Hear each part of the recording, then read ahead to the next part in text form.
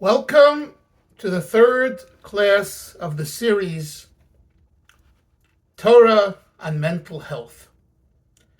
As I've said in the past classes, the book, the Sefer that I'm using as a guide for these classes is primarily the Sefer Tanya Kadisha, the holy book of the Tanya, authored by Rabbi Chaim Dalfin of Liadi, the first Chabad Lubavitch Rebbe.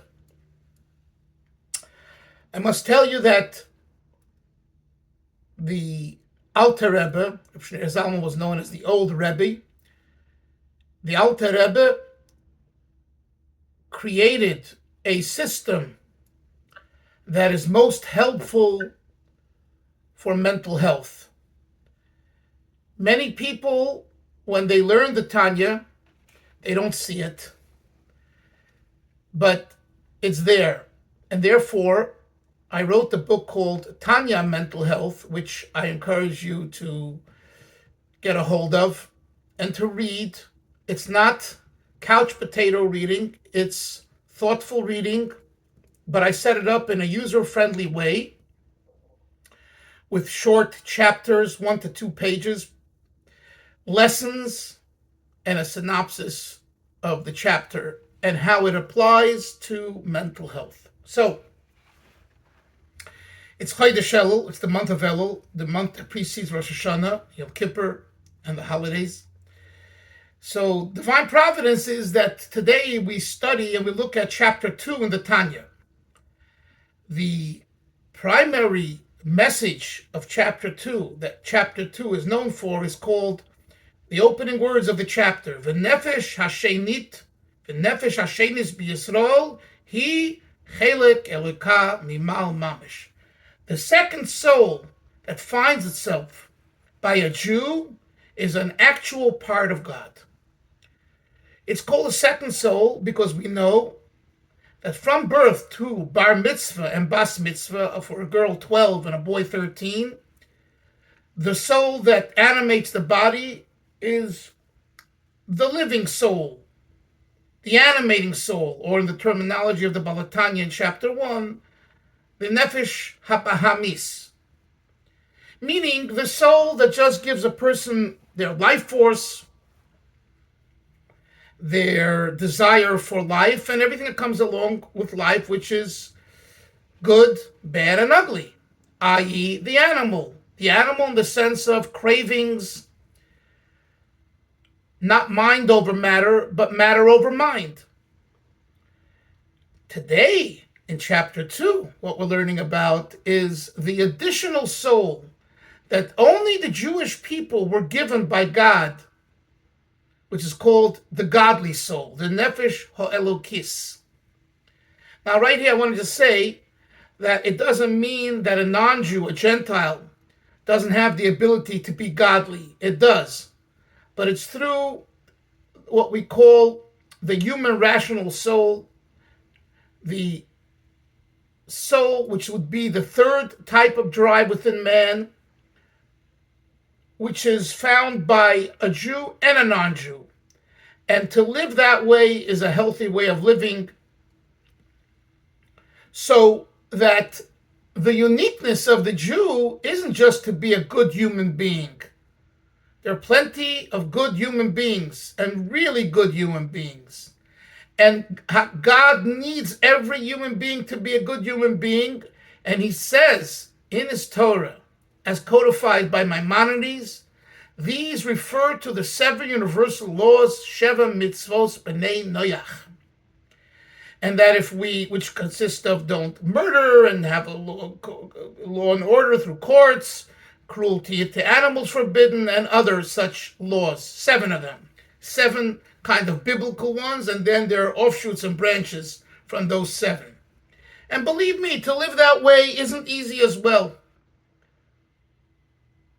But when you live that way, and you live that way because God said so, not because it makes sense, then you're living a healthy human life.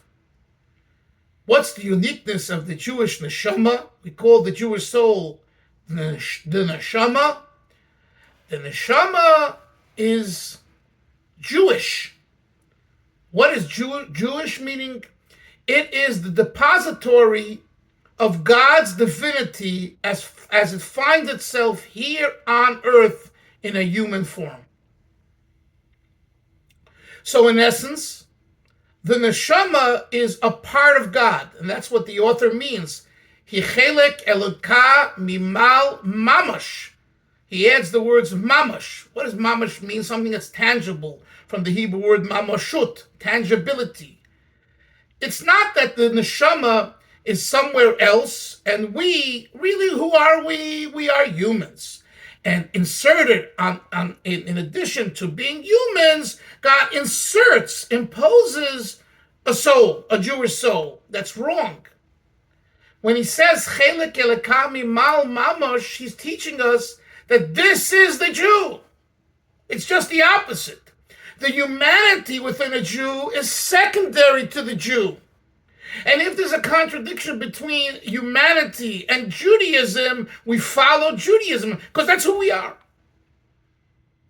We're not just good humans. We are Jewish humans, i.e. holy humans, i.e. neshama. And this idea has many ramifications, many implications.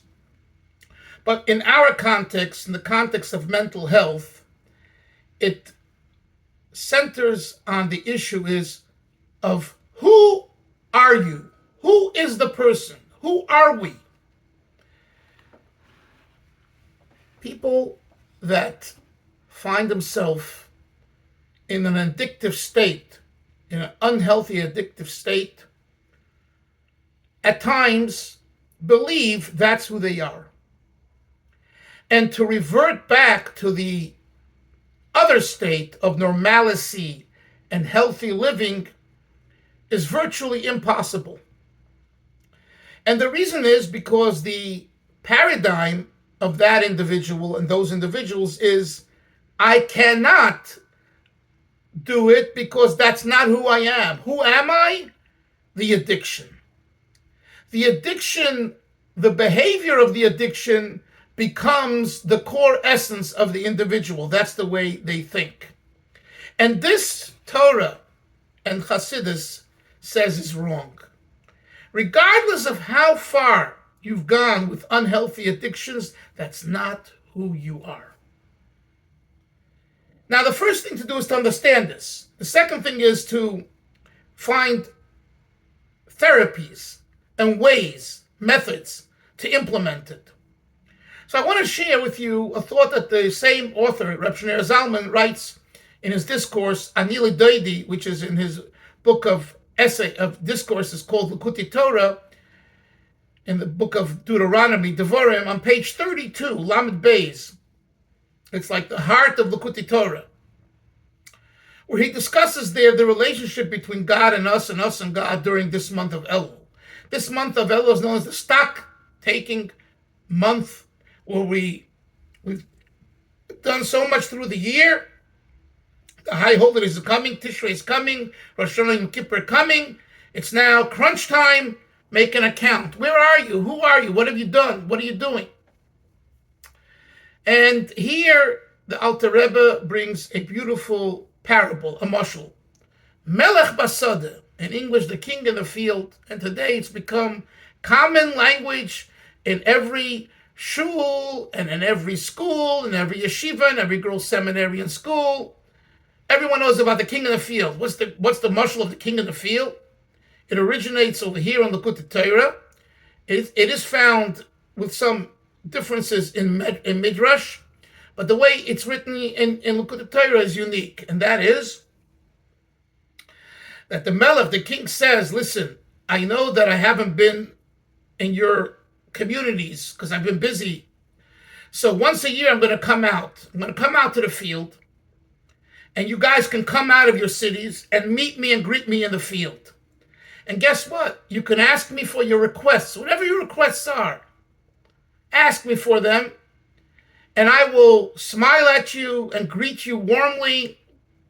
And then I will go back to my palace and I will fulfill your requests. So the people follow the king. They hear such wonderful words. They want to be around the king. So he starts leaving the field and he walks towards his palace. When he gets to his palace, he goes through the doors and the doors shut.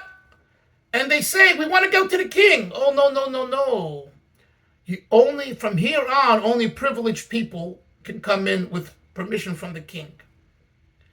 And we have to first see if you're privileged, if you have the status of being allowed to come into the king's palace.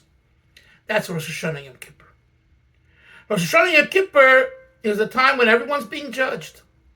It's the time when when God says, "Let me take a look at your record."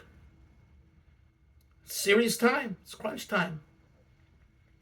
Elul is a weekday. Everyone, you don't need to dress with a tie, in a fancy way, with a nice dress, fancy dress. You can come the way you are. You know why? Because the king comes into the field not dressed like a king. He comes dressed like everyone else, with his jogging pants, his sweat, his shorts, whatever he's wearing. He wants everyone to feel at ease. He doesn't want you to feel he's the king and how dare you. He wants you to feel comfortable. He wants to rub shoulders with you. He wants to break bread with you. Well, first appearances, first looks make a big difference, right? You buy a house, you look from the outside. If the house looks crummy from the outside, you won't even go in. But if it's painted beautifully and the lawn is mowed beautifully and it has this great outside appearance, wow, it entices you to go in. The king wants to entice the people to be willing to come to him. Because the problem is, we don't want to come. We want to stay in our lofts, in our places of arrogance, anger, and everything else, depression. And even if we don't want to, we feel trapped. We feel stuck in a rut. We can't get out. So the king says the first thing I have to do is dress like a regular fellow. And if it's a hot day, dress that way. Of course, in a modest way. And the moral of that is those are the days of Elul. They're weekdays. They're not holidays. Besides Shabbos during Elul, every day is a weekday. Specifically, it was made that way. Even though the king is in the field, you would think it shouldn't be a weekday. It should be a holiday. No, it's a weekday. Why? Because the energy, as Kabbalah says, the Jewish mystical writing says, the 13 attributes of mercy of a certain kind are here on earth during this month of Elul. So it's a great time to help us do tshuva, help us return, to regret for what we shouldn't have done and all that. So the king is in the field dressed like everyone else. He's waiting for you to come. He just asks one thing: please come out. I can't schlep you out of bed. But you should know I'm waiting for you. And I'm ready for you. And whatever you want, I'm going to help you with. But you got to come out. They tell the story of the ostrich. Beautiful bird, very tall neck. A wind comes and blows it to the water. It's thirsty. There's water right in front of it, but it's too lazy to stretch its long neck down to the water to drink the water. My dear friends, this is the problem. We have the water of Torah, the water of Hasidus, the water of healthy living all around us. Rabbis and rebbes and teachers and professional, therapists and social workers and psychologists, and they're around. You just have to take a taste. You have to be willing to go out. No one can do it for you. No one can schlep you out. Even if they schlep you out once, twice, or three times, you go right back under your covers into the bed. How do you do that?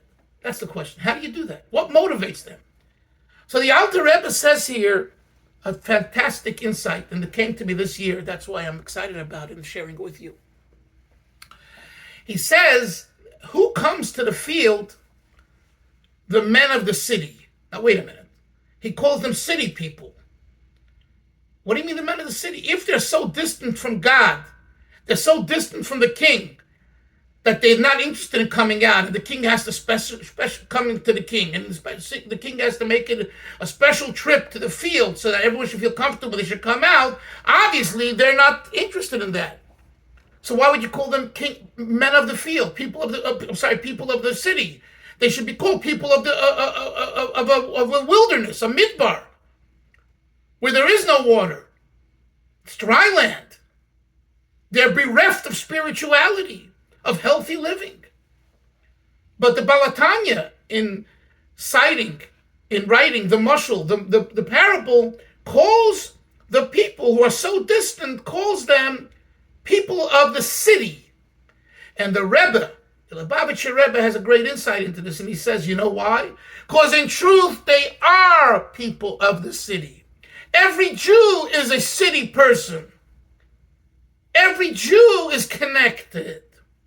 And therefore, when a person messes up, when a person falls into an addiction, when a person falls into anger, when a person does silly things, and the person starts thinking, this is who I am, says the Alter Rebbe, imagine you're found in a prison.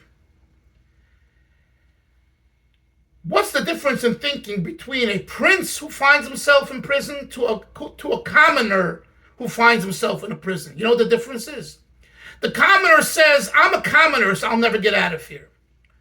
The prince says, I'm a prince. So me being in prison is not who I am. It's something that's outside of me, that's put on me now for whatever reason, but that's not who I am.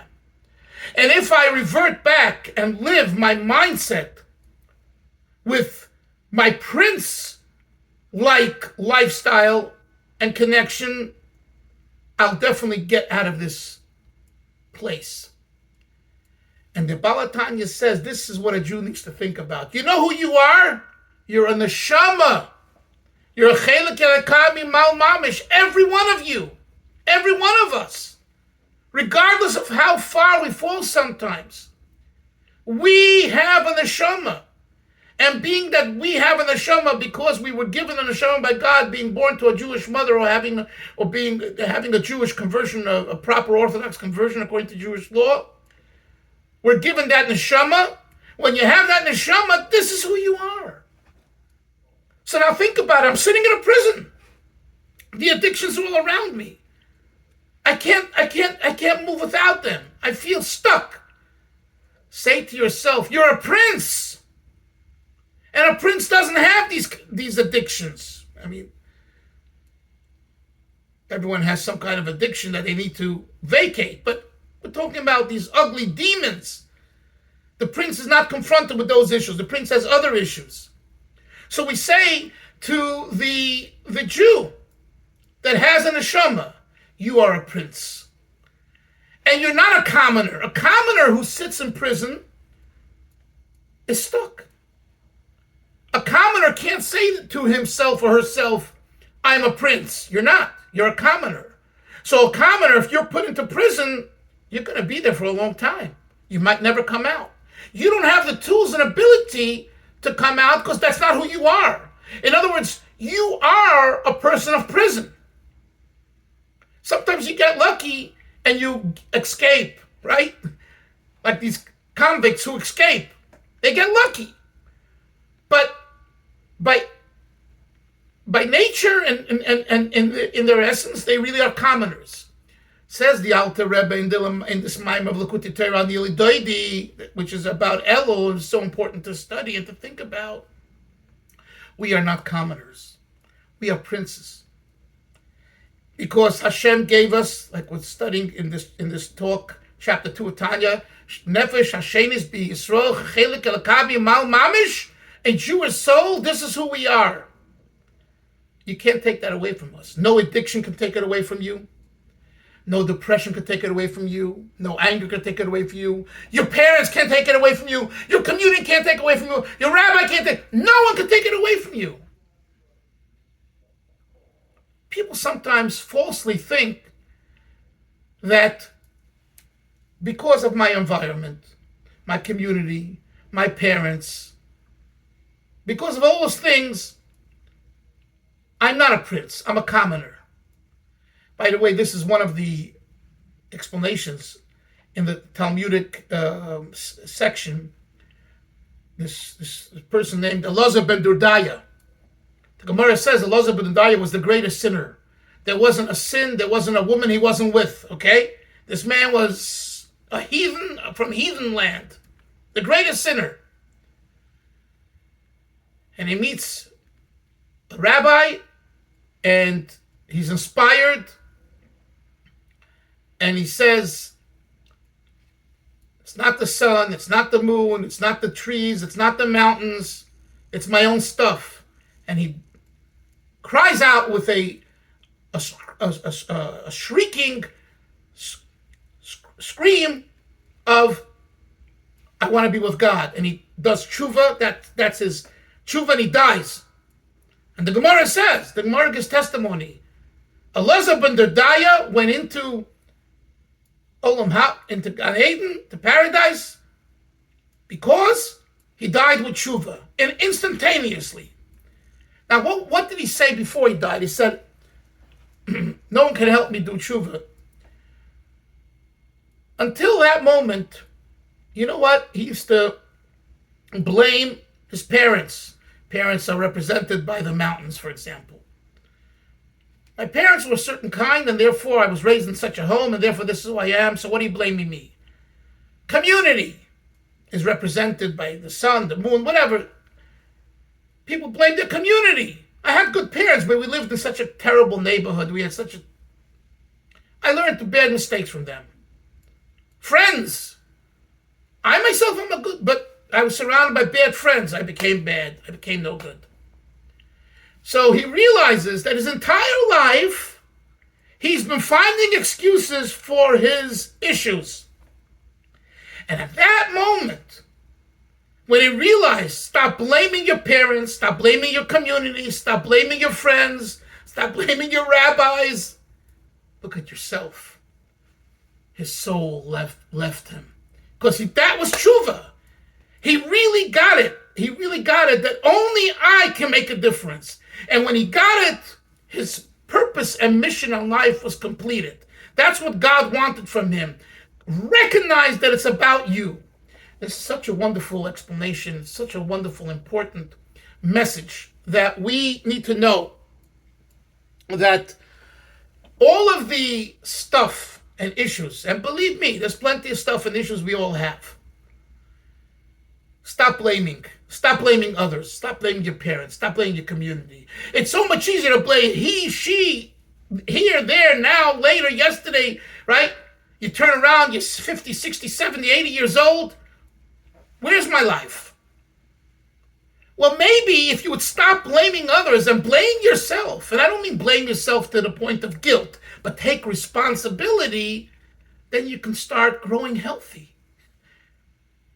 And the fact is, sometimes we do have parents that aren't, the best, and community, and friends, and situations. I'm not saying that that's not real. It's real. But that's not the reason why you are the way you are. You know why?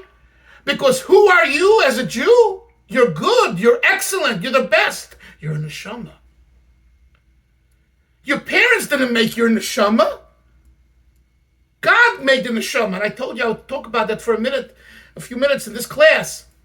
The soul that we have, that our father and mother made us, and God made our physical body, and God inserted the neshama, they only made the goof. And even the body, the Gemara says, there's a third partner, God. What does that mean? That without the soul, without the neshama, the physical reaction, which is the end result, which is the body is bodiless, is nothing. What is it? Yes, it's holy, and a Jew after 120 is to be buried, not cremated. No, we know that, but we're talking now not in that sense. The soul is the ikar, the primary aspect of a Jew, the neshama. So therefore, to say that my parents and my community and my rabbis and my friends and all of that, you're not addressing who you are. You're addressing outside stimuli. And again, it's important, outside stimuli, okay? If a child is in a class and it's too big and it needs to be in a smaller class, change the class. Change the school if need be. If a community gets you down, move. Move. But many times we think the grass is greener on the other side, and you find out it isn't, because it's about you. Okay? In the beginning, people, I made a move and I moved in, and they're excited. What happens 3, 4, 5 years later? They're back to themselves. Why? Because they didn't change the inside. So the Alter Rebbe, in chapter 2 in Tanya, when he talks about the neshama, he says, this is who you are. And if you think about it and you live with that, nothing can stop you. You can go, look at Elizabeth the Die, you can go from being the sinner of the sinners and become a Baal Teshuvah overnight. You can go from being poor to being rich. But how? How? Get out of yourself. Break loose. Realize who you are, your potential. And we've seen this. People who didn't have the education, didn't have the wealthy parents, didn't have any of that, and they become, so wealthy. Of course, it's God's blessing. God blessed them. But they themselves, whether it's a Bill Gates or whoever, they talk about, building computers in a garage or from Apple, right? I mean, I'm just saying. And the same is true with Torah. Rabbi Akiva didn't learn Torah for so many years, and all of a sudden, he becomes the Rabbi Akiva of the Jewish people. How could that be? So what I'm getting at is, we need to believe in ourselves. But what part of ourselves? Our neshama. Not here, not here, not here. Soul. The neshama is electric. The neshama is on fire. So by getting in tune with your neshama, you become happy wherever you are. And it doesn't mean to say that you have to do these grandiose things like we spoke about last week. Don't think about, what I didn't accomplish in my life. That is very negative thinking and leads to depression and worse, okay? If there could be anything worse. Think about how much more you could do from starting today. I'm telling you, every one of us, that was the word I was looking for last week, Miriam, indispensable. There's no such a thing as a person on earth that is dispensable. Otherwise, God would not allow him to be on earth. God doesn't make any mistakes. And if he brings you on earth, you have a purpose. You have a mission. We are all indispensable. But what am I doing? I'm not a leader. I'm not this. I'm not that. You can be if you want. And who says you have to be the big knocker, the big shot? A lot of the big shots are full of air, arrogance. You don't want to be next to them. Get away from them. But you, the person in their own little world, living a Jewish life, a healthy life, finding things that make your soul thrive and your soul happy, and people look, they want to be next to you. It's contagious. Wow, such a warm person. I'll end with, I just heard about someone who we knew in Berkeley, California, when we were in Marin County, Ashlichas, and then later when we moved to LA. He just passed away this Friday. He was one of the former hippies that was involved with Woodstock. And he was one of the people who was one of the first communes in California. And when I met him, I saw his soul. I saw his soul. Others didn't see his soul. And they left him. He was so sweet. He was so gentle. Yeah, he was a hippie at heart. But for a hippie at heart who doesn't want to have restrictions and boxes, to be able to put on tefillin every day at a certain time and to keep Shabbos and not turn on lights, that man doing tshuva more than all others. That's a 180-degree turn from living a Woodstock lifestyle, and everything else that the 60s brought, to becoming an Orthodox Jew, a frum Jew, an observant Jew, which has what the world perceives as restrictions. I can't do this, I can't do this, you have to do this now and all that. Because his soul was revealed. Somehow, he's realized, I'm a Yid. I'm not just another person. A good person. I'm not just another good person. I'm a soul. I'm a Yiddish soul, a neshama.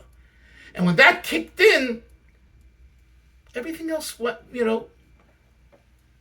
everything else was secondary. And I think that this is a very, very important message, especially in the mental health area. And the first thing we could do for ourselves and others is share with them this message. Explain it. Fabrang about it. Talk about it. You know what I mean? Laugh about it. Teach it. Just by teaching it, I'm just teaching you and sharing this with you, I'm getting excited myself. And I've learned this many times. And I've taught it many times. Why? Because it's so true. It's who we are. And how lucky we are that God gave us a neshama. I'm so thankful.